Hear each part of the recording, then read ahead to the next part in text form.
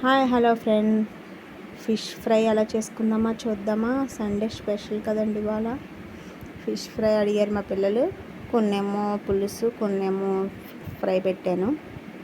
దాంట్లో ఇప్పుడు మనం చేపలు శుభ్రంగా కడుక్కొని పెట్టుకోవాలి. దాంట్లో పసుపు వేసి వండించుకోవాలి. తర్వాత ఏమో మనకు సరిపడేంత కారం, తర్వాత ఫిష్ మసాలా, ఆడుకుని ఉంటే మామూలు మసాలా కూడా వేసుకోవచ్చండి. నేను ఫిష్ మసాలా వేసేసాను సరిపడా. దాంట్లోనే సాల్ట్, తగినంత సాల్ట్ వేసుకోవాలి. దాంట్లోనే కార్న్ఫ్లోర్ వేసుకొని బాగా కలుపుకోవాలి. కార్న్ఫ్లోర్ కూడా వేసుకొని ఉంచుకోవాలి. ఇలాగా నానుతుంది. నానిన తర్వాత ఒక గంట అయిన తర్వాత ఫ్రై చేసుకోవడమే ఆయిల్లోని.